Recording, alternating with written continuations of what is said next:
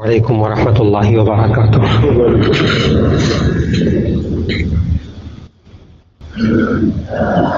نحمده ونصلي على رسوله الكريم،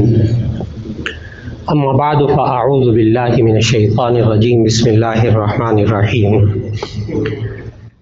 یا ایھا الذین آمنوا اذا نودی للصلاة من یوم الجمعہ فاسعوا الی ذکر اللہ وذروا البیع ذالکم خیر لکم ان کنتم تعلمون۔ فاذا قضیت الصلاة فانتشروا فی الارض وابتغوا من فضل اللہ واذکروا اللہ کثیرا لعلکم تفلحون۔ صدق اللہ العظیم۔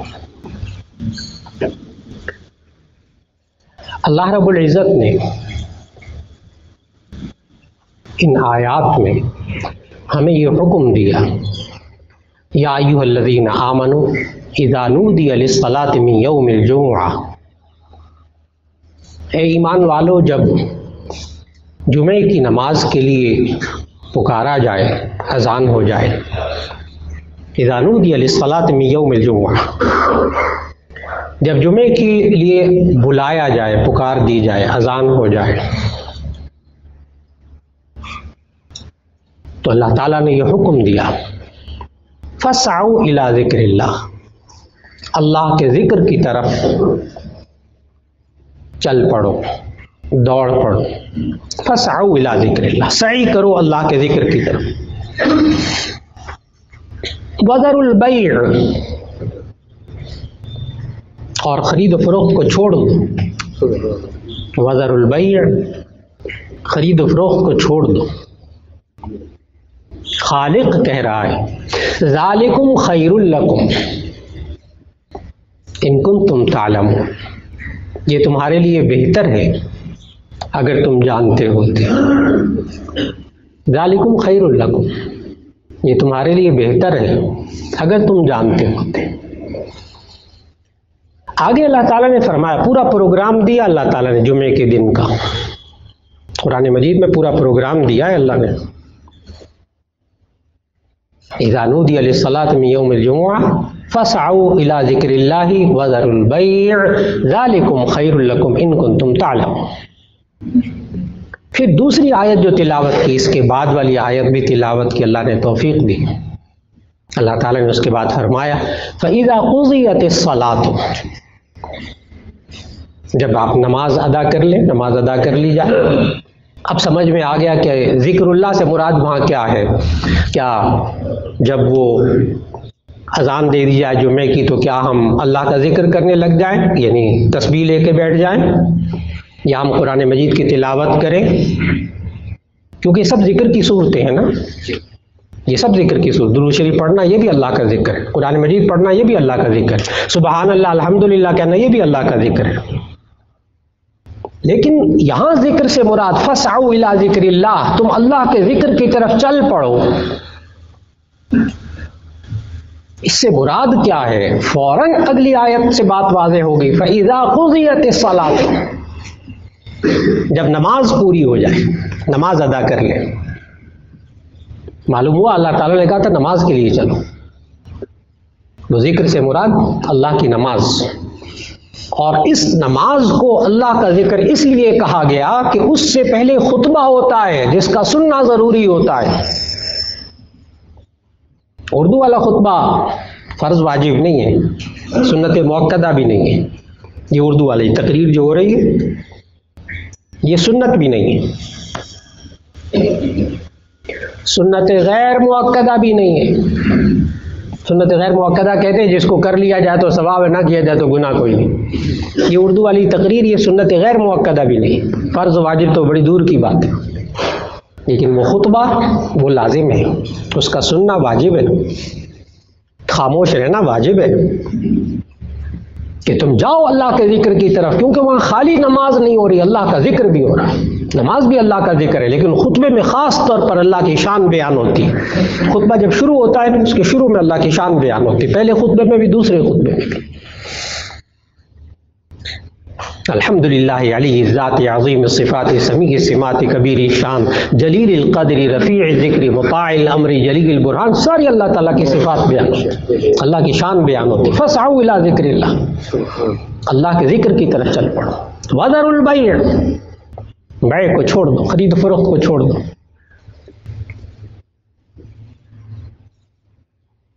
چاہے وہ بلیک فرائیڈے ہو، چاہے وہ بلیک فرائیڈے ہو، کالا جمعہ، کہ مسلمان نماز نہ پڑھے اور کہے جی آج ریٹ بہت کم ہے، آج مفت چیزیں مل رہی ہیں، گویا کہ مفت تو کوئی نہیں۔ جب بلیک فرائیڈے کی طرف بلایا جائے تو کتنی قوم ادھر متوجہ ہوتی ہے، اور جب پر نور فرائیڈے کی طرف بلایا جائے، جمعے کی طرف بلایا جائے تو کتنے آتے ہیں، کتنی قوم آتی ہے۔ اذا نودی للصلاۃ من یوم الجمعہ فاسعوا الی ذکر اللہ،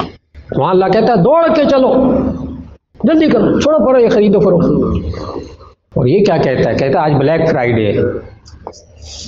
آج تو نہیں نا خرید و فروخت چھوڑی جائے، آج تو دکان نہیں بند ہو سکتی، آج تو جمعہ بھی گیا، رش اتنا ہے خریداروں کا۔ اللہ کہتا ہے وذروا البیع، کہتا ہے نہیں آج میں نے خریدنا ہے، کیونکہ ہمارا ذہن بنایا گیا ہے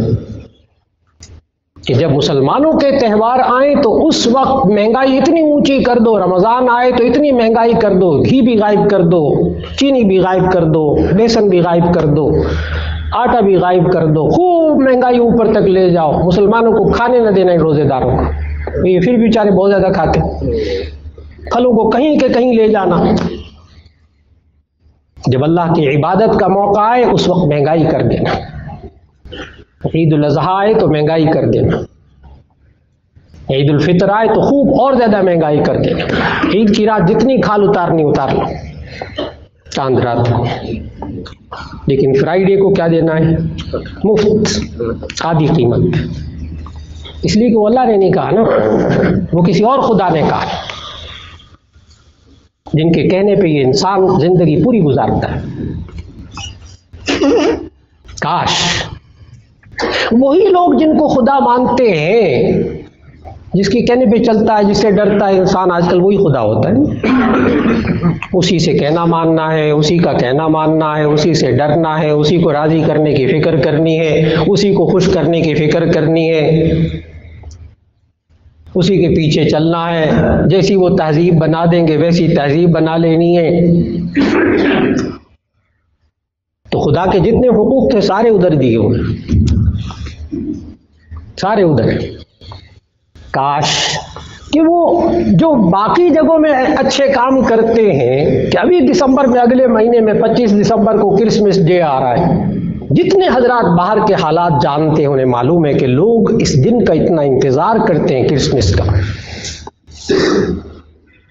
کہ گھر کے پردے بھی غیر ملکوں میں، سارے ملکوں میں، یورپی ممالک میں، سب میں پردے بھی گھر کے اس دن بدلے جاتے ہیں کیونکہ سستے ملتے ہیں، صوفے بھی گھر کے یہ نکالو، اس دن نئے صوفے لے کر آؤ، میں چھوٹی چھوٹی چیزوں کی بات نہیں کر رہا، ہر چیز وہ آدھی قیمت پہ دے رہے ہیں، کیوں؟ یہ ہماری خوشی کا دن ہے، ہماری عید ہے، اس لیے اپنے لوگوں کے لیے کیا کر دو، سستا کر دو چیزوں کو۔ کماتے پھر بھی ہیں جو حضرات تاجر حضرات، انہیں بہت اچھی طرح معلوم، کماتے پھر بھی ہیں، چاہے آپ زیادہ بیچ کے کما لیں، چاہے آپ قلت پیدا کر کے کما لیں، چاہے آپ ذخیرہ اندوزی کر کے کما لیں، روک روک کے کما لیں، اور چاہے عوام میں بالکل سب کچھ ڈال کر کما لیں۔ بلیک فرائیڈے کو کیا کرتے ہیں، سب کچھ عوام میں دے کر کماتے پھر بھی ہیں، مہربانی کیجیے، ان کے نزدیک تو پیسہ ہے سب کچھ۔ کاش کہ جس طرح وہ لوگ کرسمس پر، اپنے کرسمس کو ذرا ذہن میں رکھیے گا، انسائکلوپیڈیا برٹانیکا میں لکھا ہے، کیونکہ ان کی اصطلاحات وہیں سے ہم نے سمجھنی ہے نا، قرآن و حدیث سے تو سمجھ میں نہیں آئیں گے۔ کرسمس کا مطلب ہوتا ہے، میں اس کا اگر ترجمہ کروں، آپ انسائکلوپیڈیا برٹانیکا آپ اٹھا کر دیکھ لیے، عید میلاد مسیح، یہ کرسمس کا ترجمہ ہے۔ انسائکلوپیڈیا برٹانیکا میں کرسمس کو ذرا اٹھا کر دیکھیے، اب تو نیٹ پہ سب کچھ موجود ہے۔ عید میلاد مسیح عیسیٰ علیہ السلام کی پیدائش کا دن، یہ ہے کرسمس،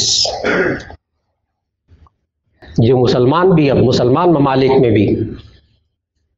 تو بیکریاں ہوتی ہیں، بڑی بڑی بیکریاں، ان کے جناب دیواریں بھری ہوئی ہوتی، نیچے سے لے کے چھت تک سارے کیک بھرے ہوئے ہوتے ہیں، اور سارے مسلمان وہاں سے کیک ایک دوسرے کو دے رہے ہوتے ہیں کرسمس کے موقع پر، جو کہ جائز نہیں ہے، جو کہ جائز نہیں ہے۔ آج انسان کے اندر، ایک مسلمان کے اندر ایسے ایسے نظریات کو، ایسے ایسے عقائد کو درمیان میں ڈال دیا گیا ہے۔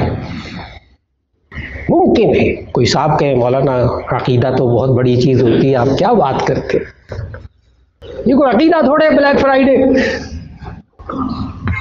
یا کرسمس کو ہم نے عقیدہ تھوڑے بنایا، بس خوشی کا موقع ہے، کیک دے دیتے، سب لوگ دے رہے، ہم بھی دے رہے، چاہے وہ کافروں کا عقیدہ ہو، چاہے وہ کافروں کا عقیدہ ہو۔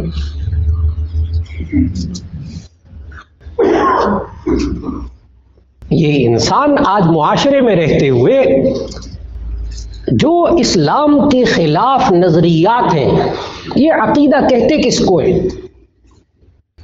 لفظ عقیدہ جس کی جمع عقائد آتی ہے، عقیدے کا لفظی مطلب ہے گرہ لگائی ہوئی چیز، گرہ لگائی ہوئی چیز، کسی چیز کو گرہ لگا دی جائے، اس کا لفظی معنی عقیدہ، یعنی آپ کسی چیز کو جب گرہ لگا دیتے وہ پختہ ہو جاتی، پکی ہو جاتی ہے۔ اس لیے عقیدے کی اسلامی اصطلاح کے اندر تعریف یہ ہے کہ وہ انسان کے پختہ نظریات جن کی بنا پر انسان زندگی گزارتا ہے، اس کو عقیدہ کہتے ہیں۔ یہ عقیدے کی ڈیفینیشن ہے اسلام کے اندر، یہ عقیدے کی تعریف ہے۔ ہر مذہب، دنیا کا کوئی بھی مذہب ہو، وہ عقیدے کی یہی تعریف کرتا ہے۔ یہ عقیدہ کس کو کہتے ہیں؟ کہ انسان کے دل کے اندر، انسان کے ذہن کے اندر، انسان کی سوچ میں، اس کی فکر میں جو نظریات پختہ ہو جاتے ہیں، پکے ہو جاتے ہیں نظریات، کہ جن پر انسان چل کر زندگی گزارتا ہے، ان کو کہتے ہیں عقیدہ، جس کی جمع آتی ہے عقائد، اس کی جمع آتی ہے عقائد۔ ہمارا عقیدہ کیا ہے؟ ہمارا عقیدہ وہ ہے جسے ایمان کہتے ہیں۔ ایمان کسے کہتے ہیں؟ نبی صلی اللہ علیہ وسلم سے یہی سوال جب کیا تھا جبرائیل علیہ السلام نے آ کر، حدیث جبریل صحاح ستہ بخاری اور مسلم کی حدیث کی عبارت پڑھنے لگا ہوں کہ حضرت جبرائیل علیہ السلام نے آ کر، صحابہ بیٹھے ہوئے تھے، نبی صلی اللہ علیہ وسلم سے پوچھا مل ایمان، مل ایمان، یہ ایمان کیا ہوتا ہے؟ نبی صلی اللہ علیہ وسلم نے فرمایا ان تؤمن باللہ وملائکتہ وکتبہ ورسلہ والیوم الآخر، کہ ایمان یہ ہے کہ میں ایمان لایا اللہ پر، اس کے فرشتوں پر، اس کی کتابوں پر، اس کے رسولوں پر، اس کی آخرت پر۔ پانچ باتیں، آمنت باللہ وملائکتہ وکتبہ ورسلہ والیوم الآخر۔ سورہ نساء کے اندر اللہ تعالیٰ نے، بعض لوگ پوچھتے ہیں یہ پانچ کہاں سے نکلے، اس کا جواب یاد رکھ لیجئے، ایک تو حدیث جبریل، اور دوسرا سورہ نساء کی آیت میں باقاعدہ یہ پانچوں چیزیں ترتیب سے موجود ہیں، اسی ترتیب سے اللہ پر ایمان، فرشتوں پر ایمان، کتابوں پر ایمان، رسولوں پر ایمان، آخرت پر ایمان۔ یہ کتابوں پر ایمان کا کیا مطلب ہوتا ہے کہ جی ہم قرآن حکیم پر بھی ایمان رکھتے ہیں؟ اچھا، قرآن حکیم پر ایمان رکھتے ہیں تو اس کی سورۃ الجمعہ کے اندر یہ آیت ہے جو تلاوت کی ہے کہ اے ایمان والو، جب نماز کے لیے بلایا جائے، جمعے کی نماز کے لیے اذان ہو جائے، فسعوا الی ذکر اللہ، اللہ کے ذکر کی طرف چلو، وذروا البیع، بیع کو چھوڑ دو۔ اب اس نظریے کے مطابق کوئی انسان زندگی گزارتا ہے کہ وہ مسلمان ہے، اور اگر کہتا ہے نہیں جانا میں نے جمعے کے لیے، اور میں نے آج تجارت کرنی ہے، آج بکائے مال زیادہ بکے گا، آج میں نے کمانا ہے بہت زیادہ، تو اس کا ایمان قرآن پر ہے کسی اور چیز پر؟ بہت واضح ہے، دلیل سے بات کی ہے، کوئی جذبات نہیں، جذباتیت نہیں، سمجھنا ہوگا۔ یہ نظریات جب انسان کے اندر آتے ہیں، ان نظریات کے مطابق انسان جب زندگی گزارتا ہے، اس انسان کا ایمان تبدیل ہو جاتا ہے ان نظریات کی وجہ سے۔ آج اس نوجوان سے آپ پوچھیں کہ فروری میں کیا ہوتا ہے، 15-16 فروری کو کیا ہوتا ہے، وہ جی اس دن جو گلاب کے جو ہے نا وہ کلیاں دیتے ہیں، محبت کی نشانی ایک دوسرے کو دیتے ہیں، سب کو پتہ ہے۔ ویلنٹائن ڈے کا سب کو پتہ ہے، تاریخ پتہ ہو یا نہ پتہ ہو، سب وہ انسائکلوپیڈیا برٹانیکا میں ساری ویلنٹائن کی تاریخ لکھی ہے، وہاں پڑھ لیجیے کس کا ہے یہ مسئلہ۔ آپ حیران ہوں گے جب ذہنوں کے اندر بات اتاری جائے تو بات کہاں تک پہنچتی ہے کہ ایک بہت اچھے دینی ادارے کے اندر، میں کسی پر جرح نہیں کر رہا، ایک بہت اچھے دینی ادارے کے اندر درس کے لیے بلایا گیا کہ مولانا وہاں بچیاں پڑھتی ہیں، آپ وہاں آ کر درس دے دیں، بچیوں کو نصیحت بھی کر دیں، درس بھی دے دیں۔ فروری کا مہینہ تھا اور وہ ویلنٹائن ڈے ابھی تازہ گزرا تھا۔ اب جب میں پردہ تھا، ماشاءاللہ پردہ تھا، اور کم از کم وہ بتا رہے تھے کہ جی 150 کے قریب بچیاں ہیں اور تقریباً 300-400 خواتین یہاں آئی ہوئی ہیں آپ کا بیان سننے کے لیے، ماشاءاللہ۔ اور جب بیان کرنے کے لیے وہاں بیٹھا تو سامنے ٹیبل بنی ہوئی تھی، مدرسہ، دینی مدرسہ، میں آپ حضرات کو کچھ نہیں کہہ رہا، دینی مدرسہ، بیان کرنے کے لیے وہاں بیٹھا، اس میز کے اوپر وہاں پین جو پڑا ہوا تھا اس پر وہ دل بنا ہوا تھا لال والا، وہاں جو ربڑ رکھا ہوا تھا ریزر مٹانے والا اس میز کے اوپر وہ لال دل بنا ہوا تھا، وہاں جو ایک گلدستہ رکھا ہوا تھا وہ ویلنٹائن ڈے کا تھا، ویلنٹائن کا گلدستہ نشان بھی ویلنٹائن کا بنا ہوا تھا، وہاں جتنی چیزیں رکھی ہوئی تھی اس میز کے اوپر ساری ویلنٹائن ڈے کی تھی، اور ہے کیا دینی ادارہ، اس لیے کہ اس میں بچیاں پڑھنے والی ساری ہمارے معاشرے کی ہیں۔ معلوم ہوا یہاں تو کوئی مسئلہ ہی نہیں ہے، یہاں تو سب بچیاں دینی ادارے میں بھی وہ ایک دوسرے کو گلاب کی پتیاں بھی دے رہی ہیں اور جناب پرس بھی دے رہی ہیں ویلنٹائن ڈے والے، اور چیزیں بھی دے رہی ہیں۔ کیا ہے ویلنٹائن ڈے پڑھ کیا رہی ہے؟ قرآن حدیث، ان کے نزدیک عیب بھی کوئی نہیں ہے کہ ایک مولانا صاحب بیان کرنے کے لیے آ رہے ہیں، چلو میز سے تو ہٹا دو، نہیں اس کو برائی نہیں سمجھ رہے، وہ کہتے مولانا صاحب آ رہے ہیں، اچھا ہی چیز ہے سجا کے رکھو ان کے سامنے، ذرا دل خوش ہو جائے گا۔ جب نظریات اتارے جاتے ہیں تو انسان کی زندگی بدل جاتی ہے، پھر ان نظریات کے مطابق زندگی گزرتی ہے، پھر بچوں کو ویلنٹائن ڈے تو سمجھ میں آئے گا لیکن بچوں کو شب قدر کبھی سمجھ میں نہیں آئے گی، ان کو بلیک فرائیڈے تو سمجھ میں آئے گا لیکن ان کو یہ سمجھ میں نہیں آئے گا کہ جمعے کے دن کتنا بابرکت دن ہے۔ کتنے لوگ ہیں جو اپنے بچوں کو بار بار یہ بتاتے ہوں، اب تک بتایا ہو، میڈیا بتاتا ہو، ہر جمعے کو میڈیا بتاتا ہو کہ جی آج جمعے کا دن ہے، بڑا مبارک دن ہے، برکتوں والا دن ہے، سب لوگوں کو نماز پڑھنی چاہیے، دعا کرنی چاہیے، لیکن اب بچے سے پوچھ لیجئے بلیک فرائیڈے کیا ہوتا ہے، ویلنٹائن ڈے کیا ہوتا ہے۔ بھی میں نے تھوڑی سی 1-2 چیزیں بتائی ہیں، 1-2 چیزیں بھی لمبی فہرست کہ اس میں سے یہ وہ اتارا ہے معاشرے کے اندر، ان نظریات کے مطابق جب انسان زندگی گزارے گا، اور وہ نظریات قرآن میں نہیں ہے، اور اس دور کے علماء بھی اگر کوشش کریں گے، یہاں تک کہ نبی صلی اللہ علیہ وسلم کے دور میں بھی اور ان سے پہلے انبیاء کے دور میں بھی جب نظریات، باطل نظریات عوام کے اندر آئے ہیں تو پھر اللہ نے اس قوم کے اندر 2 نبی بھیجے، لیکن وہ قوم نہیں ہٹی ان باتوں سے، 2 نبی بھیجے۔ کیا ہوا کہ موسیٰ علیہ السلام گئے کوہ طور پر، پیچھے اپنے بھائی نبی حضرت ہارون علیہ السلام کو چھوڑ کر گئے، بیچ میں ایک سازشی آیا، قرآن مجید سنانے لگا ہوں، ایک بات بھی قرآن سے باہر کی نہیں ہے، ہر چیز قرآن مجید سے۔ اللہ تعالیٰ نے اس کا نام بھی بتایا قرآن مجید میں، سامری، سین الف میم رے، یہ سامری قرآن مجید میں آیا نام، اللہ تعالیٰ نے بتایا سامری نے کیا کیا، لوگوں سے کہا کہ اچھا وہ چلا گیا موسیٰ، تو چلو میں اب تمہارے لیے نا ایک مقدس گائے بناتا ہوں۔ پتا اس نے قوم سے کیا دیا تھا؟ ویلنٹائن ڈے والے ذرا یاد رکھیں اس بات کو، کرسمس والے بھی اس بات کو یاد رکھیں کہ جو باطنی نظریات ہوتے ہیں وہ روکھے پھیکے نہیں ہوتے، ان کے اندر بڑی کشش ہوتی ہے جس کی وجہ سے وہ ذہنوں کے اندر رچ بس جاتے ہیں۔ اگر خشک قسم کا کوئی ہو تو کوئی نہیں رچتا بستا،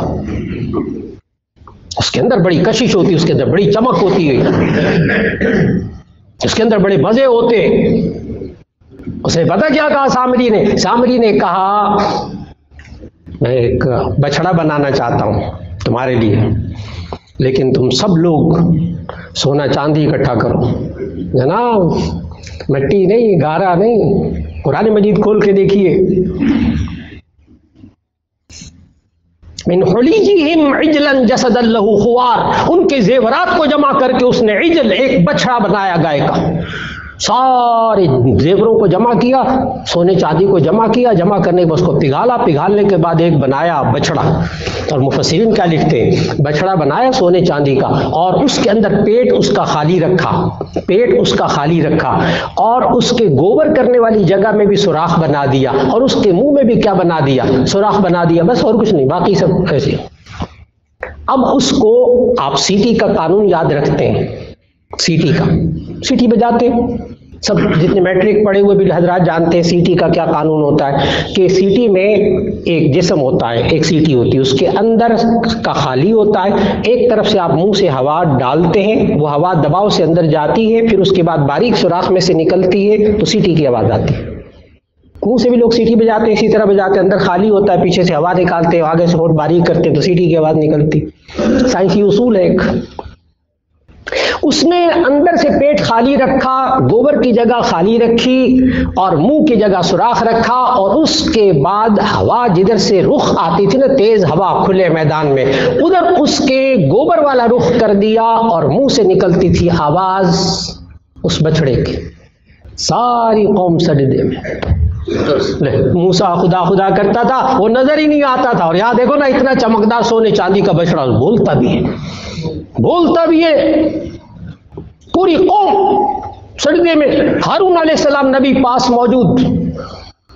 پکارتے رہے، بچاتے رہے، نہیں مانا قوم نے۔ آدھی قوم نے بچڑے کی، ساری قوم نے نہیں کیا، آدھی قوم بچڑے میں چلی گئی۔ موسیٰ علیہ السلام واپس آئے، آ کر کہا اے میری قوم، یہ تمہیں کیا ہو گیا، تمہیں گائے کی پوجا کرنے لگ گئے۔ اللہ تعالیٰ پتہ کیا کہہ رہا ہے قرآن مجید میں، اللہ کہہ رہا ہے وَأُشْرِبُوا فِي قُلُوبِهِمُ الْعِجْلَ بِكُفْرِهِمْ، ان کے کفر کی وجہ سے وہ بچڑے کی محبت ان کے دلوں کے اندر رچ بس گئی۔ اشربوا، ان کے دلوں کے اندر رچ بس گئی اس گائے کے بچڑے کی محبت۔ نہیں آئی وہ قوم موسیٰ علیہ السلام کے کہنے کے باوجود بچڑے سے نہیں ہٹی، سجدہ کرنا ہے، بچڑے کو کرنا ہے۔ سامری نے کیا کمال دکھایا، چمکدار چیزیں سامنے رکھی، سونے چاندی، وہ بھی قوم کا ہی سونا چاندی، آپ فکر نہ کریں، قوم کا ہی سونا چاندی ہے، سامری سارے ہی ایسے کرتے ہیں، ایمان والوں کا پیسہ لیتے ہیں، اور بلیک فرائیڈے میں نہیں آئے گا آپ کے پاس پیسہ، وہ تو ملٹی نیشنل کمپنیاں لے جائیں گی۔ سامری ہمیشہ یہی کرتا ہے، اس سامری نے بھی یہی کیا تھا، سونا چاندی اپنے گھر سے نہیں لایا، وہ عوام کا اکٹھا کیا، ایمان والوں کا اکٹھا کیا، اس سے بنایا بچڑا، ان کے اندر ڈالے نظریات، اور نظریات ڈال کر اس بچڑے کی پوجا ساری قوم نے شروع کر دی۔ دو نبی بیک وقت آتے رہے، موسیٰ بھی اور ہارون بھی، نہیں آئے وہ بچڑے سے باز، پورا زور لگا لیا، اور جو ایمان والے تھے وہ بچے رہے اگر موسیٰ علیہ السلام کے ساتھ۔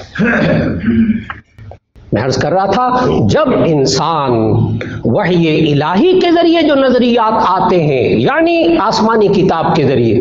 یاد رکھ لیجئے گا نبی صلی اللہ علیہ وسلم جو ہمیں نظریات دیے ہیں، وہ نظریات وحی الہی سے آئے ہیں، اور جو انسان اپنی سوچ سے نظریات بناتا ہے تو ایسی صورت کے اندر اگر وہ قرآن و سنت یعنی وحی الہی سے ٹکراتے ہوں گے، وہ نری گمراہی ہوگی۔ جو نظریات اللہ اور اس کے رسول صلی اللہ علیہ وسلم کے حکم سے ٹکراتے ہوں گے وہ باطل نظریات ہوں گے، ان نظریات کے مطابق زندگی نہیں گزارنی ہوگی کبھی بھی۔ سوچنا ہوگا کہ اس معاملے میں اللہ کا نظریہ کیا ہے، نبی صلی اللہ علیہ وسلم نے ہمیں کیا نظریہ دیا ہے، اللہ نے ہمیں کیا نظریہ سکھایا، کیا سوچ سکھائی ہے۔ ان اعمال کا تعلق ہمارے ایمان کے ساتھ ہے، ہمارے عقیدے کے ساتھ ہے، ہمارے پختہ نظریات کے ساتھ ہے۔ اللہ رب العزت ہمیں اپنے نظریات کو، اپنے پختہ عقائد کو قرآن و سنت کے مطابق رکھنے کی توفیق عطا فرمائے۔ اور آج جو باطل ہمارے ایمان پر ڈاکہ ڈال رہا ہے طرح طرح سے، بڑے خوشنما طریقوں سے، اللہ تعالیٰ اس کی حفاظت فرما لے۔ اور یہاں آج کی نشست سے، جمعے کے دن کے حوالے سے عرض کرتا چلوں، ہمیں کیا کرنا چاہیے؟